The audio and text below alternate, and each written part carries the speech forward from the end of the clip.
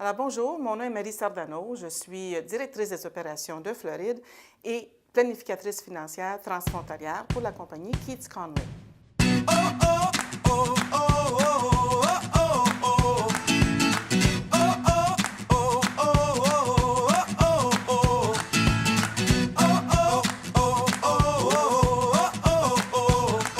Alors, vous décidez de venir vivre aux États-Unis et on se demande par quelle étape commencer, quelles sont les étapes à suivre finalement pour faire une sortie du Canada en bonne et due forme.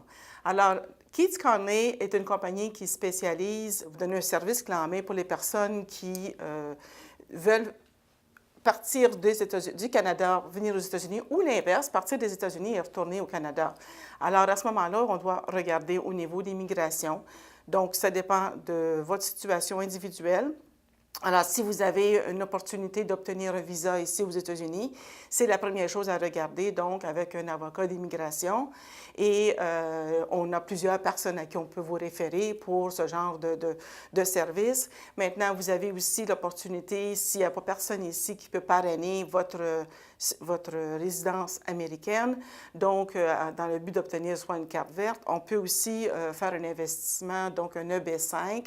C'est un investissement de 500 000 qui doit se faire au travers un centre régional. Donc, encore là, il y a plusieurs centres qu'on peut référer et c'est à vous de choisir à ce moment-là le type d'investissement qui vous convient le mieux. Maintenant, il faut être très prudent à ce niveau-là parce qu'il y a souvent des cas de fraude qu'on a entendus au niveau des investissements, des projets comme ça régionaux dans les EB5. Alors, il faut vraiment faire notre recherche individuelle pour s'assurer que ces projets sont en bonne et due forme. Maintenant, vous avez déterminé que on a tous déterminé finalement que vous avez l'autorisation ou la possibilité d'obtenir un visa d'entrée aux États-Unis. Donc, à ce moment-là, c'est là que Keats Conway commence son travail. Donc, on a trois volets au sujet des services. Donc, alors, on vous offre un service en planification financière et successorale. Donc, l'important, c'est de s'assurer qu'avant de sortir du Canada, que tous vos biens sont pris en considération, que ce soit au niveau d'investissement, que ce soit au niveau de l'immobilier, ou si vous avez une compagnie. Alors, tous ces biens, il faut qu'ils soient analysés un par un et s'assurer qu'on minimise l'impact fiscal avant que vous quittiez le Canada. Donc, une chose qui est bien à votre avantage, c'est qu'il y a une convention fiscale entre le Canada et l'US et Keats Conway spécialise vraiment sur ce volet, c'est qu'ils vont appliquer les bénéfices que vous avez à en tirer au niveau de la convention fiscale. Donc, par exemple, si vous détenez des REER au Canada, à ce moment-là, vous avez, si vous demeuriez au Canada et vous demeuriez en permanence au Canada et qu'un jour vous allez retirer vos REER, vous allez payer suffisamment d'impôts, donc ça devient une autre tranche qui se rajoute sur votre revenu individuel et donc vous vous retrouvez avec une braquette d'impôts marginale de souvent au-dessus de 50 %.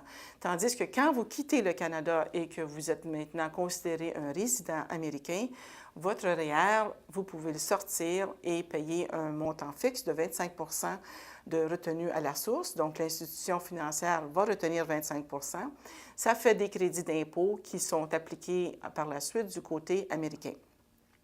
Et si vous avez un FER, c'est 15 % de retenue à la source seulement.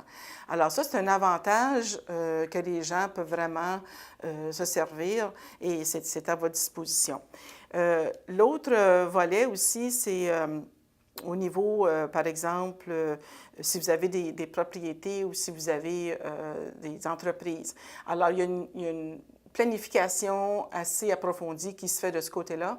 Et encore là, la convention fiscale dicte que vous avez des opportunités de réduire les impôts à la source sur les bénéfices non répartis, par exemple.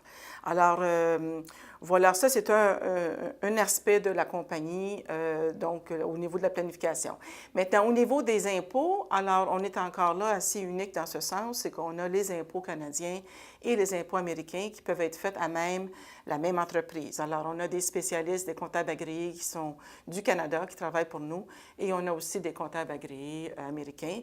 Et il y a énormément d'échanges qui se font entre les deux. Alors, ils ont accès à toute l'information. Alors, ça facilite beaucoup la tâche pour le client. L'autre volet qu'on a aussi, c'est le volet investissement. Alors qu'au niveau des investissements, c'est très important, si la personne vient résider aux États-Unis, c'est qu'elle n'a plus le droit d'avoir un portefeuille d'investissement à part du REER, mais de détenir un portefeuille d'investissement canadien et de pouvoir le gérer, que ce soit des actions, obligations ou des fonds mutuels, de la même façon que quand les gens demeurent au Canada. Alors, c'est important d'être capable de travailler avec une compagnie qui peut vous accommoder de ce côté-là. Et Keith Conley a quand même cette opportunité-là, puisqu'on a un bureau à Calgary. On est certifié des deux côtés de la frontière, donc on peut desservir la clientèle des deux côtés, celle qui veut déménager aux États-Unis, garder une adresse américaine naturellement et peut-être encore préserver un portefeuille au Canada pour X, Y, Z raison. Alors maintenant que vous êtes principalement installé aux États-Unis ou en voie d'être installé aux États-Unis, l'autre aspect important à regarder, c'est le côté d'assurance santé. Alors comme on sait, les coûts d'assurance, les coûts de médicaux ici aux États-Unis sont très onéreux. Alors il faut absolument, sans faute, avoir de l'assurance santé. Maintenant, soit que vous ayez de l'assurance santé qu'on peut aussi offrir avant de quitter le Canada, et c'est une assurance globale, le voyage, donc peu importe où vous êtes dans le monde entier, vous êtes couvert. Naturellement, s'il y a des conditions préexistantes, ça peut être un petit problème, mais c'est quand même à regarder. Et l'autre aspect qu'on regarde, c'est qu'un coup, vous êtes rendu un résident américain, vous avez quand même droit de vous acquérir de l'assurance de ce côté-ci. Et si possible, on est en mesure de vous donner des façons d'acquérir des crédits. Donc, si vous avez 40 crédits, vous êtes complètement couvert au niveau de l'assurance. Ici, la partie A, elle serait payée automatiquement par le Social Security qu'on appelle. Donc, vous avez à débourser pour la partie B qui est, fin de compte, les médecins, les hôpitaux, services additionnels, parce que la partie A couvre les hôpitaux. Maintenant, la partie B peut couvrir tous les autres services qui se font à l'intérieur de l'hôpital et aussi à l'extérieur, soit les prescriptions et tout. Alors, il faut quand même avoir un peu plus de protection ici que ce qu'on est peut-être accoutumé au Québec, mais définitivement, c'est faisable. Et Medicare, pour les gens qui ont 65 ans et plus, donc c'est accessible. Et le bon côté du Medicare et de Social Security, c'est que si vous avez un conjoint qui est américain et que ce conjoint-là est citoyen américain, donc ce conjoint-là a droit à Medicare, eh bien, comme conjoint, comme époux ou épouse, vous avez aussi accès à ce même service Medicare, comme si vous aviez acquis tous vos crédits ici de travail, même si vous n'avez jamais travaillé une journée ici aux États-Unis. Alors, c'est important encore là d'analyser la situation du conjoint, savoir s'ils sont américains ou non. Et ça vous donne certainement des bénéfices. Donc, la même chose pour la pension de sécurité de vieillesse, qu'on peut appeler ici le Social Security.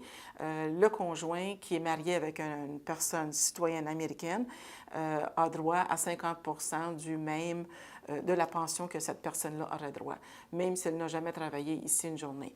L'autre aspect aussi qui est important de savoir, c'est que les gens qui ont un revenu annuel assez élevé doivent remettre finalement leur assurance ou en fait leur sécurité de vieillesse, si vous voulez, ils n'y ont pas droit. Alors, c'est tout près de quoi, 6 500, 6 000 de revenus annuels que le Social Security vous donne, ou si vous voulez, la sécurité de vieillesse vous remet au Canada. Donc, et à 2 personnes, bien, ça fait tout près de 15 000. Alors, si vous déménagez aux États-Unis, peu importe le revenu que vous avez, vous y avez droit à 100 %.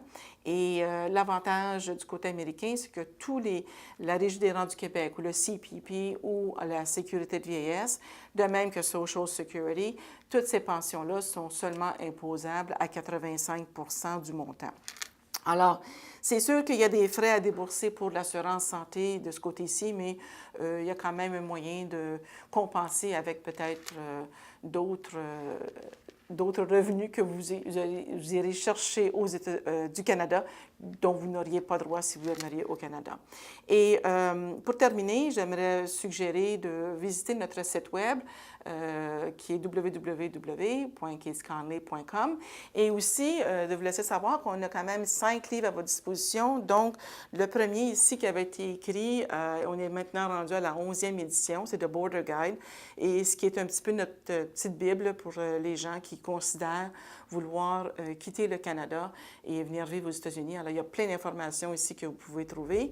Ou ne vous gênez pas, tout simplement communiquer avec moi-même, Marie Sardano, et ça me fera plaisir de pouvoir vous aider.